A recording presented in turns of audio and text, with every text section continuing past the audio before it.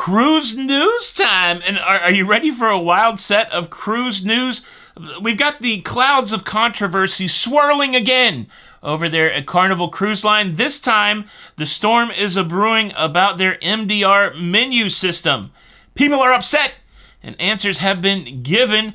Also, very seriously, the FDA has reached out to a cruise line informing them that they have found bacteria on their cruise ship that causes serious disease. And on the lighter side, there is another cruise line out there that has made the good decision to sign up for Starlink internet to the future. There's more cruise news and my views. Let's talk about it.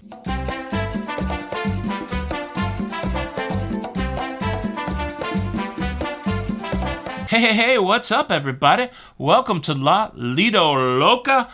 I'm your host, Tony. Some say the Walter Cronkite of the cruise space, and that's the way it is.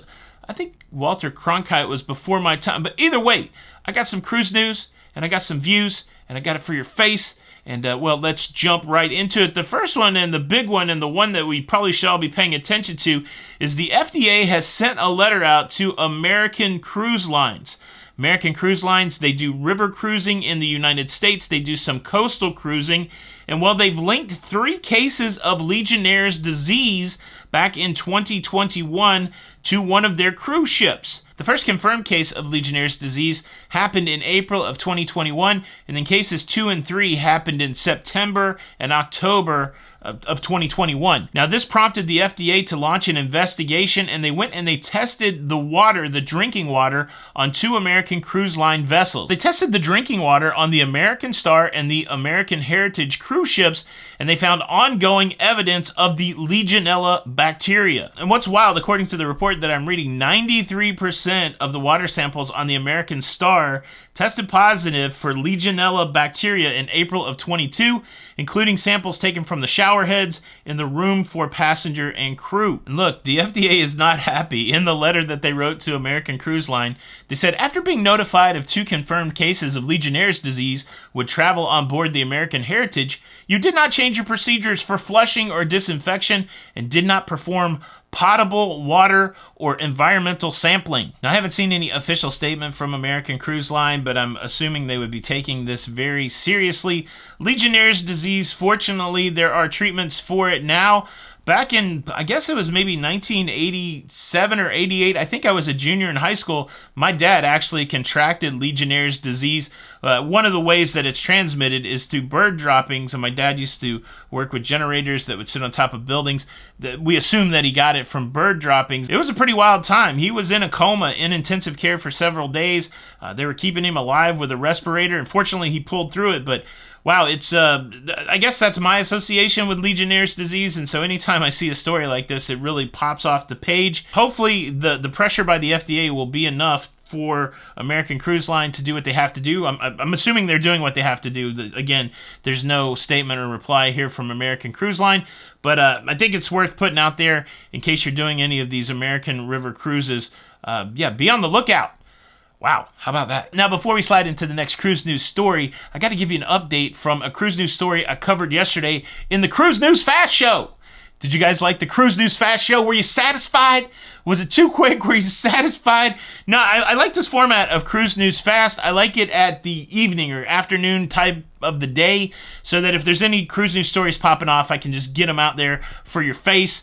But it's also a nice vehicle that if I want to publish some other kind of video at the regular 12:15 time, like maybe a ship tour or something like that, tips video, I can still keep you up to date with the cruise news by using the Cruise News Fast format.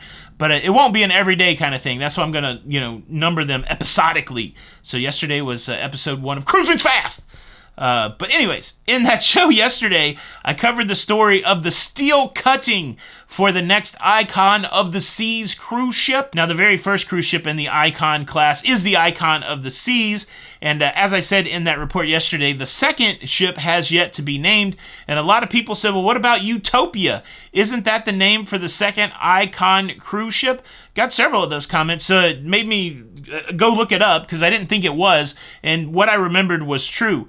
Utopia of the Seas will be the next Oasis class cruise ship. So if you think of Oasis of the Seas and Allure and Harmony and Wonder, all of those, they're one class of cruise ship. Utopia of the Seas will be the next one in that class. And then Icon of the Seas is something completely different. It's no longer the Oasis class. It's its whole new class. And they haven't named the second ship yet, but they also have a third ship coming out, pretty quick. So we're gonna get the Icon of the Seas in January of 24, the unnamed ships in 25, and then there's gonna be another ship in 26. It's gonna be interesting to see if they continue to build Oasis class ships like Utopia alongside of Icon class, because they're hybrids. They're very similar. They're big ships, but so unnamed. It begs the question: are we running out of cruise ship names? Icon of the Seas, what would be the next progression in Icon of the Seas? If you could name the next Royal Caribbean cruise ship, what would you call it? You can leave a comment below if you want. All right, next cruise news story. We have another cruise line signing up with Starlink Internet to bring you the fastest internet at sea. I tell you what, I was on the NCL breakaway just less than a month ago, and they had the Starlink, and it was very usable. I know I've said that already. I'm going to keep saying it. Starlink coming to these cruise ships is a good thing for anybody that's interested in using the internet. I know that's not everybody. We all cruise differently, and much love and respect for that. But for those that like to use the internet, you are going to be happy with Starlink. That is my impression so far. It could change as time goes on. And then I had a big milestone in the new studio build out yesterday. I got my internet, y'all, and it's fast. It is fast. It is like 600 down and 40 up. And the 40 up is what I need for YouTube. So, if I could just get it not to echo over there. I'm trying to get sound treatments on the wall. I got to get some rug stuff. If I could get it to not echo over there, then I will move all of this stuff over there and start recording, which is the goal. Maybe by the end of the week. Hopefully over the weekend. Something like that. So which cruise line has been the next to sign up with Starlink? Windstar. Windstar Cruises. I love the headline that I'm reading. SpaceX's Starlink wins Windstar Cruises as a customer. Is it even a hard sell right now? I'm sure the people at Starlink just call up cruise lines and go, look, everybody else is doing it. Are you going to have the slowest internet at sea? I thought you were special. Why don't you sign up? And they're like, okay, how much is it? We'll sign up. But again, I do believe it's good. I'm so excited. I do believe it was the chicken sandwich phenomena. Like when one fast food restaurant got a chicken sandwich, everybody got a chicken sandwich. And I think Starlink Internet is the chicken sandwich. The chicken sandwich of the sea. Windstar Cruises, founded in 1984. They've got 6 cruise ships. These are luxury brands. Each cruise ship holds like 200 passengers. The internet's going to be included with your price. It's going to be an expensive price. But yes, even the luxurious and the elite need some fast internet, and they're going to get it. They're going to get it through Windstar. Speaking about chicken sandwiches, let me go on record and say my favorite chicken sandwich continues to be, after all the evolutions of chicken sandwiches, my favorite chicken sandwich continues to be the original chicken sandwich from Burger King. Now, my first real job was at Burger King when I was 15 years old, and I finally remembered a time when we evolved the regular chicken sandwich, and we had 3 offerings of international chicken sandwiches. We had the American chicken sandwich, which comes with lettuce and tomato and cheese. We had the Italian chicken sandwich, which came with marinara sauce and mozzarella cheese. And then we had the French chicken sandwich, which came with ham, Swiss cheese, and mayo. It was glorious, and I've missed those. Now, interestingly enough, last night I did a little bit of a road trip, and on the way home I stopped at Burger King because I wanted an original chicken sandwich. I don't know why I'm so in my head about chicken sandwiches. I wanted an original chicken sandwich, and right there on the menu board, I looked at it, and the angels sang, ah. The international chicken sandwiches were back. I had an option between the American chicken sandwich, the Italian chicken sandwich, and, well, zut law, there was no French chicken sandwich. It's been replaced. It's been replaced by the Mexican chicken sandwich, and I was so incensed that I didn't even look to see what was on it. What do you think's on the Mexican chicken sandwich? Guacamole? I don't know. But anyways, what's your favorite chicken sandwich? Leave a comment below. I gotta tell you about the storm clouds of controversy swarming over at Carnival. But before I do that, let me quickly invite you to subscribe. If you like staying up, I feel like The Rock. If you like staying up to date with everything that's going on in cruising, I didn't do it in a couple videos. Let me give you all the cruising. Cruising. How you guys doing? Please consider subscribing with the notification bell on. That way you don't miss out on any of these episodes. Thank you in advance. Here's the deal. Why is John Heald always giving YouTubers grief? We always give John Heald love, but he's always taking these little shots. John, if you're watching, quit doing it. You know I love you, brah, and you love me back.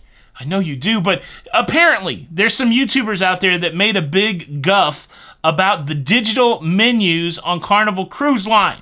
If you've been on Carnival in the last little bit since the restart, you know that they're not giving you a paper menu at the MDR. They're just putting the little card on the table where you can scan your QR code and pull up a digital version of the menu.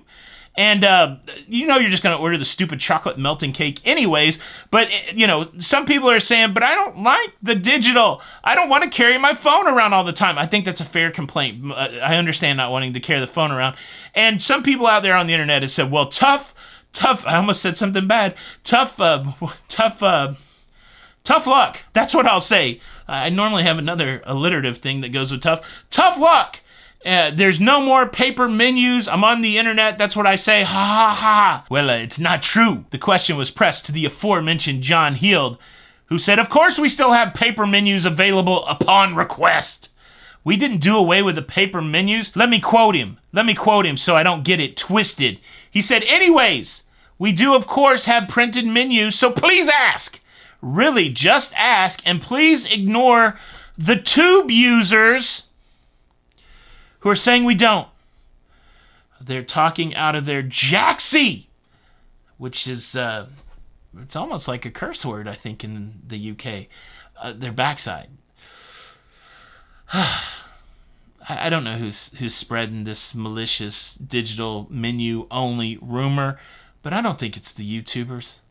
Either way, do you have a feeling about paper menu versus digital menu? Is it okay that it's available and that you have to ask? Are you mad that it's just not right there on the table? Does the QR code make you feel like we're in the Matrix? Leave a comment below. It's like they always say, a stitch in time saves 9. I hope you enjoyed the show today. You can show your support for the show by hitting the like button. And unfortunately, if you do not hit the like button, I will be forced to punish you, and your punishment will be this. On your very next cruise, there will be no menus for any of the restaurants, and the only way that you will get served in one of those restaurants is if you correctly guess what is on the menu today. So you'll have to sit down and you'll be like, hey, do you have those gyro with the pita bread and the tzatziki sauce? And the guy was going to be like, close, there's no tzatziki, try again. And then you'll be like, well, do you have the alligator bites with the orange remoulade? And they'll be like, it's not orange remoulade. Sorry, guess again. You can avoid the menu guessing game by hitting the like button. This is Tony, your host for La Lido Loca. And until the next time, we'll see you on the Lido.